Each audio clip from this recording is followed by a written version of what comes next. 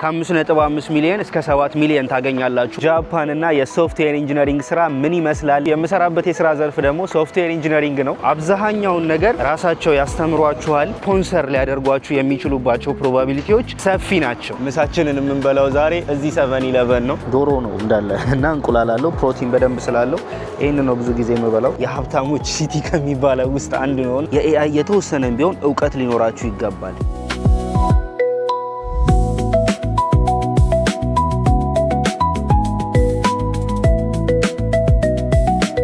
ሰላም ውድ የኒዮን ቻናል ተከታታዮች እንዴት ናችሁ? ደህና ናችሁ ወይ? ዛሬም እንግዲህ በሌላ ቪዲዮ ተመልሼ መጥቻለሁ። በዛሬው ቪዲዮአችን እንግዲህ መግቢያችን ላይ እንደዚሁም ደግሞ ተምኔላችን ላይ እንዳያችሁት ጃፓን እና የሶፍትዌር ኢንጂነሪንግ ስራ ምን ይመስላል፣ እንዴትስ ነው ማግኘት የምትችሉት የሚለውን የምናይ ይሆናል። ወደ ቪዲዮ እንግዲህ መቼስ ቪዲዮአችንን ከመጀመራችን በፊት ማን ነው ይሄ ሰውዬ ስለ ሶፍትዌር ኢንጂነሪንግ ጃፓን ላይ እንዴት ስራ ይሰራል ብሎ የሚነግረን ማን ነው ሲጀመር እሱ ማለታችሁ ይቀራል ብዬ አላስብም። ይሄንን የምለው ግን ያው ለኔ ሰብስክራይበሮች ወይም ደግሞ ለምታቁኝ አይደለም ለማታቁኝና አዲስ ለምትመጡ ሰዎች ነው። ለማታቁኝ ኖህ እባላለሁ። የምኖረው ጃፓን ነው። የምሰራበት የስራ ዘርፍ ደግሞ ሶፍትዌር ኢንጂነሪንግ ነው። ስለዚህ በዚህ ጉዳይ ላይ በደንብ የማውቃቸው ነገሮች አሉ ልላችሁ ፈልጌ ነው። ሌላው ቢቀር እንኳን ያሉኝን ኤክስፔሪያንሶች እንዴት ስራ እንዳገኘው እንዲሁም ደግሞ ያለው ጃፓን ላይ ማርኬት ምን ይመስላል የሚለውን በደንብ በዝርዝር የማስረዳችሁ ይሆናል። ቆይ ግን ደግሞ ዝም ብሎ ወሬ ብቻ እንዳይሆን አሁን እረፍት ወጥቼ ነው፣ የምሳ ሰዓቴ ነው። ስለዚህ ምሳ እየበላን እናወራለን ማለት ነው። መጀመሪያ ምሳችንን ገዝተን እንምጣ።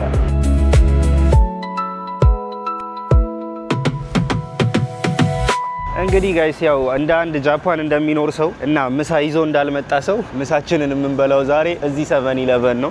እስቲ ውስጥ እንግባና እንግዲህ ምሳችንን ፒክ እናደርጋለን። እንግዲህ ጃፓን ላይ ከሚያስደስቱኝ ነገሮች አንዱ በተለያዩ ቪዲዮዎች አይታችሁት ሊሆን ይችላል። ሬስቶራንት ሄዳችሁ በሰልፍ ምክንያት ረጅም ጊዜ ማቃጠል ባትፈልጉ፣ እንደዚሁም ደግሞ ምሳም ይዛችሁ ካልመጣችሁ እንደዚህ አይነት ምግቦች ታገኛላችሁ። የታሸጉ ማለት ነው። የምትፈልጉት አይነት እንደዚህ የታሸጉ ምግቦች ታገኛላችሁ። ከነሱ ፒክ አድርጋችሁ መብላት ትችላላችሁ። እኔም እንግዲህ ብዙ ጊዜ ምሳ ይዤ ካልመጣሁኝ የምበላው ይችኛዋን ነው።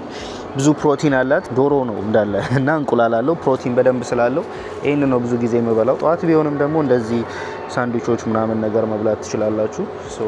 አሁን እንግዲህ እኔ ይቺንና አንድ የተቀቀለ እንቁላል እጨምራለሁ። ከዛ ደግሞ አንድ ሌላ ነገር ብጨምር ደስ ይለኛል፣ የሚጠጣ ነገር ማለት ነው። አክቹሊ ውሃ መጠጣትም እችላለሁ፣ ግን ደግሞ አይ እንትን እንግዛ፣ ውሃ ይሻለናል። ስለዚህ ውሃ ፒክ እናደርጋለን። ስለዚህ እነዚህ ነገሮች ነው የምንገዛው ማለት ነው። አሁን ምሳዬን ይዤ ወጥቻለሁኝ። ስለዚህ ከዚህ በኋላ የምናደርገው ያው መቀመጫ ቦታ መፈለግ ነው። አክቹሊ ኮወርኪንግ ስፔስ አለን እንደዚህ የምንበላበት ምናምን ውስጥ ላይ፣ ግን ደግሞ እኔ ከእናንተ ጋር በነፃነት መነጋገር ስለምፈልግ ውጭ ላይ ሆን ወይ ፓርክ አካባቢ ምናምን ነው መሆን የሚያስደስተኝ። እንዲሁም ደግሞ ብዙ ጊዜ አይምሯችሁ ይጨናነቃል፣ ፎከስ አድርጋችሁ ምናምን እየሰራችሁ ስለሆነ የምትሉት ኢንቫይሮንመንት ካልቀየራችሁ፣ እንደዚህ ወጣ ብላችሁ አየር ካልተቀበላችሁ ምናምን ደስ አይልም። አሁን እነዚህ ሰራተኞች ናቸው፣ ይዋቸው እንዳለ የምሳ ሰዓት ስለሆነ ወጥተው አብዛኞቹ አየር የሚቀበሉበት ታይም ነው። እኛም እንግዲህ አየራችንን እየተቀበልን ያው ከእናንተ ጋር የምንነጋገር ይሆናል ማለት ነው። ኦልራይት እየሄድኩኝ እንግዲህ ወደ መጀመሪያው ጥያቄ ልምጣ። ጃፓን ላይ እውነት የሶፍትዌር ኢንጂነሪንግ ማርኬት አለ ወይ? በሶፍትዌር ኢንጂነሪንግ ስራ ማግኘት ይቻላል ወይ ወደሚለው ነገር እንመጣለን። ለዚህ ጥያቄ መልሱ የሚሆነው አዎ አለ ነው። እንዲያውም ሪሰርች ባደረኩበት ሰዓት ካገኘሁት ስነግራችሁ ከ30% በላይ የሚሆኑ ኢንጂነሮች ተፈላጊ ናቸው አሁን ላይ ጃፓን ላይ ማለት ነው። ኢቭን ዶ አሁን ላይ ያሉት ነገሮች ደስ የማይሉ ቢሆንም ኤአይ የመጣበት ያለው አመጣጥ ብዙ ኢንጂነሮችን ከጨዋታ የሚያስወጣ ነው ያለው። ግን ከጨዋታ የሚወጡት ኢንጂነሮች ምንም የማያውቁና እንደ ድሮው ኮድ ሸምድደው መጻፍ የሚፈልጉ ሰዎች እንጂ ስማርት ኢንጂነሮች አይደሉም፣ ወይም ደግሞ ስማርት ሶፍትዌር ኢንጂነሮችን አይደለም ኤአይ ከማርኬቱ ሊያስወጣ የሚችለው ማለት ነው። ስለዚህ ይሄንን በደንብ አንደርስታንድ ማድረግ አለባችሁ። መጀመሪያ እንደ ዲማንድ ጃፓን ላይም በደንብ የስራ ኦፖርቹኒቲዎች አሉ፣ በደንብ ኢንጂነሪንግ የሚሰራባቸው ዘርፎች አሉ ማለት ነው። ወይም ደግሞ በዚህ ዘርፍ ብዙ ኦፖርቹኒቲዎች አሉ ባጭሩ። ታዲያ ማርኬቱ ይሄን ያክል ካለ፣ ይሄን ያክል መስራት መስራት የሚቻል ከሆነ እዚህ ማርኬት ውስጥ ለመግባት ከባድ የሚያደርገው ነገር ምንድነው? በተለይ ደግሞ እንደ አንድ ሶፍትዌር ኢንጂነር ሆኖ መስራት እንደሚፈልግ ሰው ምንድነው ሊቸግረው የሚችለው ወደሚለው ነገር ስመጣላችሁ ጃፓን ላይ የስራ ኦፖርቹኒቲው አለ ልበላችሁ እንጂ ኮምፒቲሽኑ ሃይ ነው። ምክንያቱም አብዛኞቹ ካምፓኒዎች የሚፈልጉት ጁኒየር ወይም ደግሞ ጀማሪ ኢንጂነሮችን ሳይሆን አትሊስት የሆነ ኖሃ ያላቸው የሆነ እውቀት ያላቸውና ሲኒየር ባይባሉ እንኳን መካከለኛ ሚድ ሌቭል የሆኑ ኢንጂነሮችን ነው የሚፈልጉት። ስለዚህ የእናንተ እውቀት በደንብ ማተር ያደርጋል ማለት ነው። እየበላው ደግሞ ሌላውን እንቀጥላለን።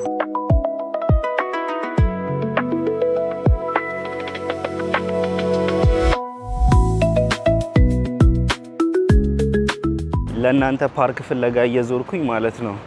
ደከመኝ እኔ ራሱ ጉራንጉር ውስጥ ምናምን ገባውላችሁ። ለማንኛውም በዚሁ ልቀጥልላችሁና ከዛ በመቀጠል ሌላ ኮምፒቲሽኑን ሃይ የሚያደርገው ነገር ምንድነው መሰላችሁ? ሁለት አማራጮች አሉ። እነዚህ ሁለት አማራጮች ምንድናቸው? ወደ ማርኬቱ መግቢያ ወይም ደግሞ ስራ መፈለጊያ ሁለት አማራጮች አላችሁ። አንደኛው ሁለት ቋንቋ ተናጋሪ የሆኑና ኢንተርናሽናል የሆኑ ካምፓኒዎችን መፈለግ ነው which is እንግሊዘኛንና ጃፓንኛን ሰፖርት የሚያደርጉ ማለት ነው። እነዚህ መስሪያ ቤቶች ጋር ስትገቡ በእንግሊዘኛም በጃፓንኛም ተጠቅማችሁ መስራት ትችላላችሁ። ግን የማግኘት እድላችሁ በጣም ጠባብ በጣም ማለት ለምን ካላችሁኝ አንደኛ እንዳልኳችሁ ኮምፒቲሽናቸው በጣም ሃይ ነው። በጣም ስኪልድ የሆኑ ሰዎችን ነው የሚፈልጉት። በተለይ ይሄ ፕሮጀክት ማኔጅመንት ላይ ኤክስፔሪየንስ ያላቸው እና በጣም ብቻ ኳሊፊኬሽናቸው ከባድ ናቸው። እንዲሁም ደግሞ ጃፓን ውስጥ ያሉት እንደዚህ አይነት ካምፓኒዎችም ውስን ናቸው፣ በጣም ትንሽ ናቸው ማለት ነው። ልክ አለማችን ላይ እንደሚባሉት እንደነ አማዞን እንደነ ትልልቆቹ ማለት ነው። ልክ እንደነሱ አይነት ካምፓኒዎች ብላችሁ ያዟቸው እና ጃፓን ውስጥ ያሉት ትንሽ ስለሆኑ እዛ ኮምፒቲሽን ውስጥ መግባት በጣም ከባድ ነው። ነገር ግን ቅድም ያልኳችሁ ሁለተኛው አማራጭ የጃፓንኛ ተናጋሪ የሆኑ አይቲ ካምፓኒዎች ጋር መግባት በጣም ይቀላል። እውነቱን ስነግራችሁ ማለት ነው። አብዛኛውን ነገር ራሳቸው ያስተምሯችኋል። እንዲሁም ደግሞ እናንተ ያላችሁ እውቀትና የእናንተ ፍጥነት ኦፍ ኮርስ ይወስነዋል። ግን ደግሞ አብዛኛውን ነገር እነሱ ያስተምሯችኋል። እንዲሁም ደግሞ ከሌላ ሀገር ስትመጡ ራሱ ስፖንሰር ሊያደርጓችሁ የሚችሉባቸው ፕሮባቢሊቲዎች ሰፊ ናቸው። ስለዚህ ይሄንን ነገር ለማግኘት ግን ምን ማድረግ ነው ያለባችሁ ወደሚለው እንሂድ። ጋይስ አንድ ቦታ አግኝቻለሁኝ፣ ጥላ ቦታ። እዚህ ጋር ትልቅዬ ፓርክ ነው እንደምታዩት ማለት ነው ጋይስ። የምሰራበት አካባቢ በጣም ነው የሚያምረው። ታማቺ የሚባል አካባቢ ነው። ሚናቶኩ ይባላል አጠቃላይ ሲቲው ማለት ነው። እና በጣም ይሄ የሀብታሞች ሲቲ ከሚባለው ውስጥ አንዱ ነው። እና በጣም ትልልቅ ፎቆች ምናምን ያሉት ብቻ የሆነ በጣም ደስ የሚል ቫይብ ያለው አካባቢ ነው። እና እዚህ ጋር የምታያቸው እንዳለ ሰዎች ሀብታም ናቸው ልላችሁ ብዬ ነው። እና አብዛኞቹ ቁጭ ብለው ምሳ እየበሉ ነው ምናምን። ይሄ ደግሞ ሲቲ ሆል ነው። ይሄ ቀበሌ ነው ባይ ዘ ዌይ ጋይስ ይሄኛው። ለማንኛውም ምሳችንን እንክፈትና እየበላን ደግሞ እንግዲህ ጉዳያችንን እንቀጥላለን። የጀመርነውን አንድ ቦምብ የሆነ አይዲያ መጣልኝና ጋይስ ይኸው ይዤ እየሄድኩ ነው ወደዛ። ሳስበው ለእናንተም የሚመች ቦታ እና እኔም በስነ ስርዓት ቁጭ ብዬ ማውራት የምችልበት ቦታ ቢሆን አሪፍ ነው። እና እዛች ጋር አንድ ቦታ ይቻለሁ፣ ወደዛ እየሄድኩ ነው። ይቺ ፖሏ ላይ እናንተን ለጥፋችሁና እኔ ልክ እንደዛኛው ሰውዬ ደቅ ብዬ እበላለሁ ማለት ነው። ሀሳቤ ተሳክቷል ጋይስ። እናንተን ቁጭ ብዬ ማውራት የምችልበት ቦታ አግኝቻለሁ። ስለዚህ አሁን ምግቦቻችንን እናወጣለን። እዚህ ጋር የተቀቀለ እንቁላል አለን። ግን ቆይ ላረጋግጥ ጋይስ፣ በኋላ እንደዚህ ቁጭ ብዬ ቀርጬ ተበላሽቶ ቢሆን አስባችሁታል? አይ አሪፍ ናችሁ፣ ቼክ አድርጌያችኋለሁ። እና ደግሞ እንደምታዩት ማለት ነው እኔ ብቻ አይደለሁም እዚህ ጋር የተቀመጠ ሰው እያለ ላይክ ዛፍ ስር ማለት ነው። እንዳለ ዛፍ ስር ነው የምትቀመጡት እና በደንብ በቃ የሆነ ወደዚህ የምታዩት ነገር ራሱ ሪፍሬሽ እንድታደርጉ የሚያደርጋችሁ ነው። እያያችሁት ነው። ይሄ በቃ አየሩ፣ ዛፎቹ ምናምን ነገር በጣም እረፍት የሚሰጡ ነገሮች ናቸውና በዛው እንቀጥላለን ማለት ነው። ይፕ ኦኬ ናይስ። እንቁላል በኩርኩም ነው የምንሰብረው ጋይስ።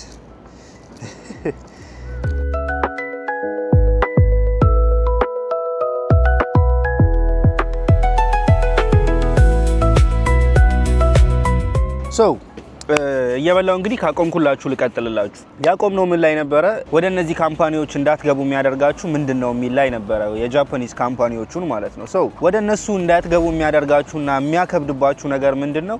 ቋንቋ ነው። ስፔሻሊ አሁን ካሉት አዲስ ህጎች ከተቀየሩት ህጎች ጋር በተገናኘ የትኛውም ኢምፕሎይመንት ቪዛ ለማግኘት እንዲሁም ደግሞ ማኔጀር ቪዛ ለማግኘትና ጃፓን ላይ መታችሁ ለመስራት የሚያስችላችሁን ፕሮሰስ ለማካሄድ የግዴታ የጄኤልፒቲ N2 ያስፈልጋል የሚሉ አዲስ ህጎች ወጥተዋል ማለት ነው። ታዲያ JLPT NE ወይም N2 ምንድነው ወደሚለው ነገር እንመጣለን። በእርግጥ ከዚህ በፊት በተለያዩ ቪዲዮዎች ለእናንተ ለማስረዳት ሞክሬያለሁኝ።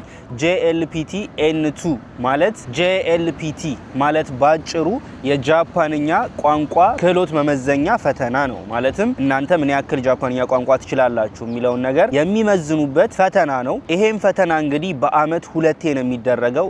ዓለም አቀፍ ይደረጋል፣ እንዲሁም ጃፓንም ይደረጋል። የሚደረገውም እንደነገርኳችሁ በአመት 2 ሲሆን ጁላይ እና ዲሴምበር ላይ ነው የሚደረገው። ስለዚህ ጁላይ እና ዲሴምበር ላይ ይሄንን ፈተና መውሰድ ትችላላችሁ ማለት ነው። በእርግጥ ስለ JLPT ሙሉ ዲቴይልድ የሆነ ቪዲዮ ለብቻው ሰራላችኋለሁ። ምንድነው የሚያስፈልጋችሁ፣ JLPT ለማለፍ ምን ያስፈልጋችኋል፣ ለመፈተንስ ምን ያስፈልጋችኋል የሚለውን ነገር በዝርዝር በሰፊው የምሰራላችሁ ይሆናል። ባጭሩ ግን አሁን ማወቅ ያለባችሁ ነገር ምንድነው፣ የጃፓንኛ ቋንቋ ማወቅና መማር መልመድ አለባችሁ ማለት ነው። ወደ እነዚህ መስሪያ ቤቶችም አፕላይ ስታደርጉ የጃፓንኛ ክህሎት መመዘኛ ፈተና ያለፋችሁበትን ወረቀት ሰብሚት እንድታደርጉ ይጠይቋችኋል ማለት ነው።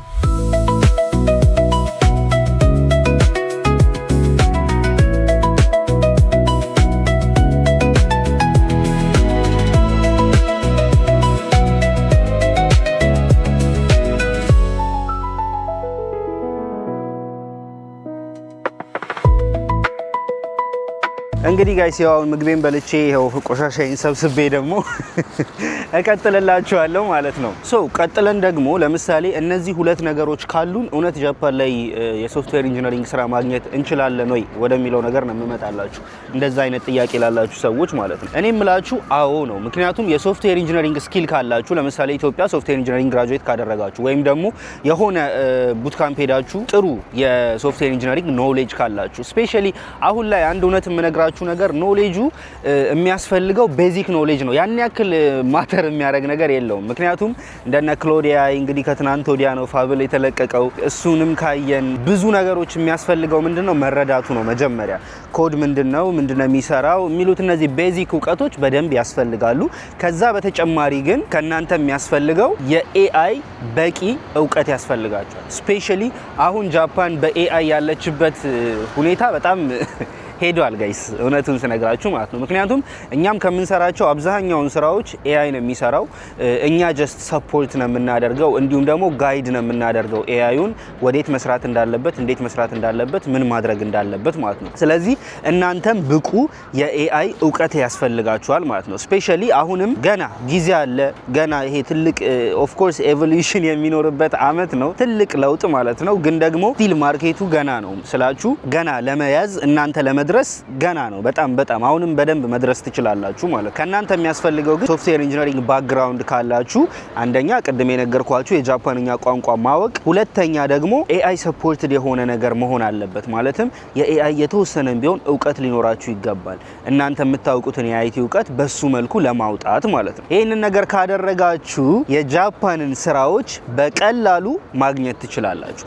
የምታገኙት ታዲያ እንዴት ነው ካለን ደግሞ አንደኛ የተለያዩ ዌብሳይቶችን መጠቀም ነው። ከዚህ በፊት እንደነገርኳችሁ ለምሳሌ gaijinpath.com የሚባል ዌብሳይት አለ። እዚህ ዌብሳይት ላይ እንግዲህ በአስተማሪ ለመምጣት የአስተማሪ ስራዎች እንዲሁም ደግሞ ሌሎች የጃፓን ስራዎችም አሉ። ሌላኛው ግን የጃፓንኛ N2 ፈተና ስትወስዱ ኦሬዲ የጃፓንኛ እውቀት እንዳላችሁ ነው የሚሆነው።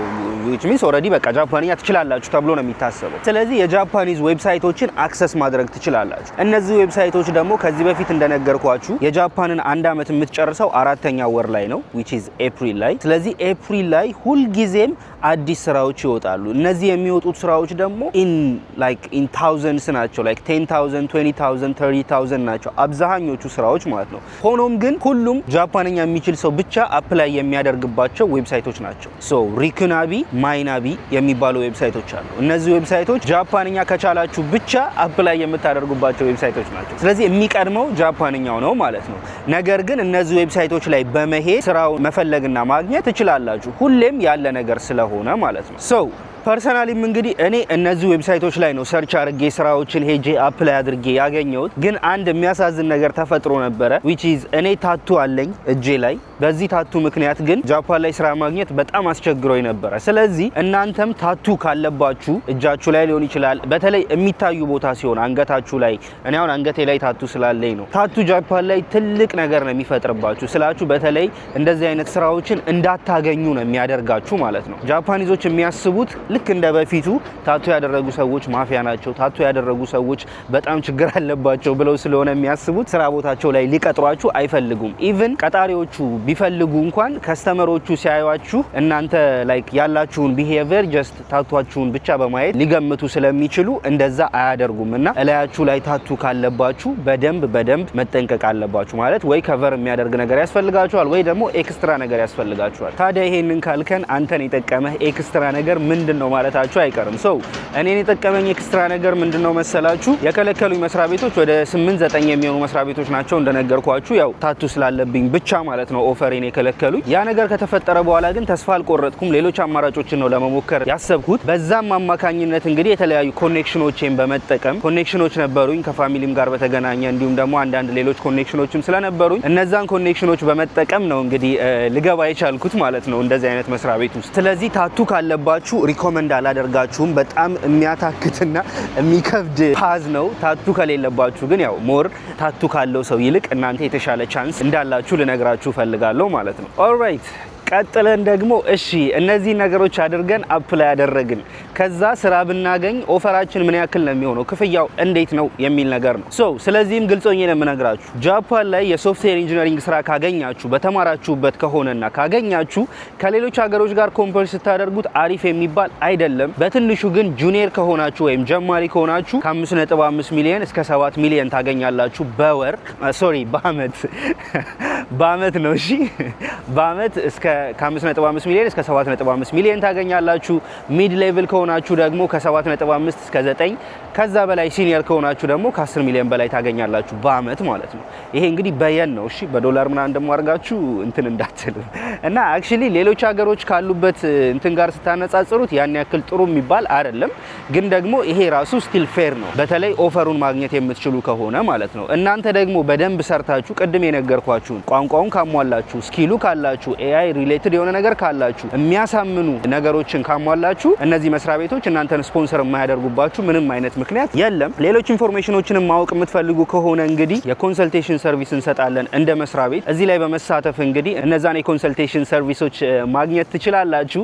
እንዲሁም ደግሞ ኮሜንት ላይ ያሏችሁን አስተያየቶችና ጥያቄዎች አስቀምጡልኝ። በሰፊው ስለ የትኛው ሴክተር ልንገራችሁ፣ ያው አይቲ ሴክተር ያለውበት ስለሆነ እኔም ደግሞ ለእናንተን ጥያቄዎችም ለመመለስ ዝግጁ ነኝ። ከጠየቃችሁኝ በማንኛውም ሰዓት ሌላ ቪዲዮም ሰርቼ ቢሆን የምመልስላችሁ ይሆናል። የዛሬዋን ቪዲዮ ግን ያው አጠር መጠን ያለች የእውቀት ማጋሪያ ቪዲዮ እንደሆነች አድርጋችሁ ውሰዱልኝ። ከዚህ በኋላ እንግዲህ ያው እኔም ቆሻሻዬን 7-11 ጥዬ ውሃዬን ጠጥቼ ወደ ስራዬ እመለሳለሁ ማለት ነው። ቪዲዮውን እስከ መጨረሻው ስላያችሁት አመሰግናለሁ። በቀጣይ በተሻለ ቪዲዮ እስከምንገናኝ ድረስ ፒስ አውት።